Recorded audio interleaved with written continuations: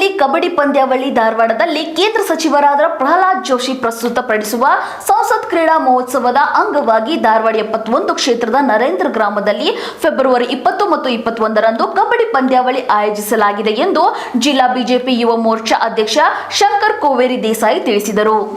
ಈ ಕುರಿತು ಸುದ್ದಿಗೋಷ್ಠಿಯನ್ನು ಉದ್ದೇಶಿಸಿ ಮಾತನಾಡಿದ ಅವರು, ಧಾರವಾಡ ಜಿಲ್ಲಾ ಅಮೇಚೂರ್ ಕಬಡ್ಡಿ ಅಸೋಸಿಯೇಷನ್ ಸಹಯೋಗದಲ್ಲಿ ವಿಧಾನಸಭಾ ಕ್ಷೇತ್ರ ಮಟ್ಟದಲ್ಲಿನ ಕ್ರೀಡಾ ಪ್ರತಿಭೆಗಳನ್ನು ಪ್ರೋತ್ಸಾಹಿಸುವ ಉದ್ದೇಶದಿಂದ ಕಬಡ್ಡಿ ಪಂದ್ಯಾವಳಿ ಆಯೋಜಿಸಲಾಗುತ್ತಿದೆ. ಹಾಗೆ ಮುಂದೆ ಮಹಿಳಾ ಪಂದ್ಯಾವಳಿಗಳು ನೇರವಾಗಿ ಧಾರವಾಡ ಲೋಕಸಭಾ ಮಟ್ಟದಲ್ಲಿ ನಡೆಸಲಾಗುವುದು ಎಂದರು. ಇನ್ನು ಇದೇ ಸಂದರ್ಭದಲ್ಲಿ ಪಂದ್ಯಾವಳಿ ಲಾಂಛನ ಅನಾವರಣಗೊಳಿಸಿದರು.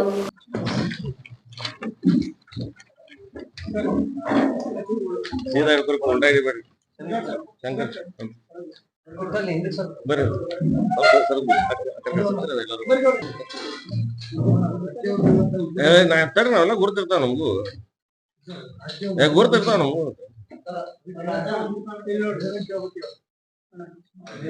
ಅವನು ಮಾತನಾಡಿ ಇವತ್ತು ನಮ್ಮೆಲ್ಲ ಹುಟ್ಟುಹಬ್ಬದ ಹೇಳ್ತೀನಿ. ಅವ್ರು ಬಂದು ಸನ್ಮಾನವನ್ನು ಸ್ವೀಕರಿಸಬೇಕಂತ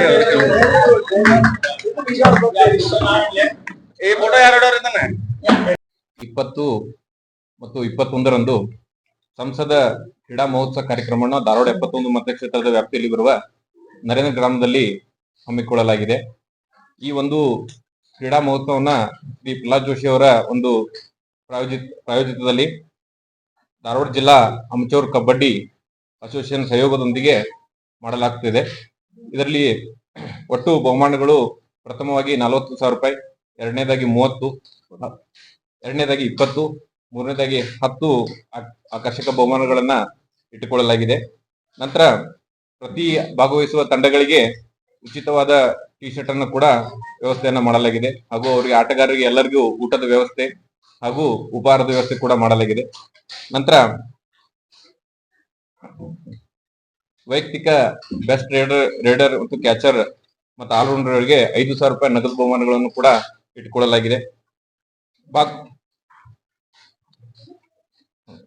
ನಂತರ ಇಲ್ಲಿ ಏನು ನಮ್ದಿನ ಧಾರವಾಡ 71 ಮತಕ್ಷೇತ್ರದ ಏನ್ 4 ತಂಡಗಳು ಗೆಲ್ತಾವೋ ಅದನ್ನ ಲೋಕಸಭಾ ವ್ಯಾಪ್ತಿಗೆ ಅಲ್ಲಿ ಏನ್ ದೊಡ್ಡ ಟೂರ್ನಮೆಂಟ್ ನಡೀತಾ ಅಲ್ಲಿ ಕಳಿಸಿಕೊಡುವ ವ್ಯವಸ್ಥೆಯನ್ನ ಕೂಡ ಮಾಡಿಕೊಡಲಾಗಿದೆ. ಇನ್ನೊಂದು ವಿಶೇಷ ಸೂಚನೆ ಅಂದ್ರೆ 18 ವಯಸ್ಸಿನ ಮೇಲ್ಪಟ್ಟ ಆಟಗಾರರಿಗೆ ಮಾತ್ರ ಒಂದು ಅವಕಾಶ. ನಂತರ ಧಾರವಾಡ 71 ಮತಕ್ಷೇತ್ರಕ್ಕೆ ಬರುವಂತ 53 ಹಳ್ಳಿ ನಂತರ 9 ವಾರ್ಡ್ಗಳಿಗೆ ಮಾತ್ರ ಆಟಗಾರರಿಗೆ ಇದು ಸಂಬಂಧಪಟ್ಟಿರುತ್ತೆ. ಬೇರೆ ಕ್ಷೇತ್ರದ ಆಟಗಾರರಿಗೆ ಯಾವುದೇ ರೀತಿ ಅವಕಾಶವಿರುವುದಿಲ್ಲ.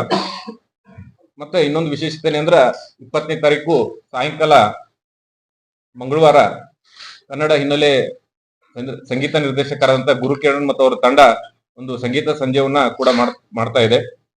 ನಂತರ ಜಾನಪದ ಹಿನ್ನೆಲೆ ಗಾಯಕರಾದಂತ ಉತ್ತರ ಕರ್ನಾಟಕದವರಾದಂತ ಮಾಳು ನಿಪ್ನಾಳ್ ಅವರಿಂದ ಕೂಡ ಒಂದು ವಿಶೇಷವಾದ ಸಂಗೀತ ಸಂಜೆಯನ್ನ ಅವತ್ತು ಇಟ್ಕೊಳ್ಳಲಾಗಿದೆ.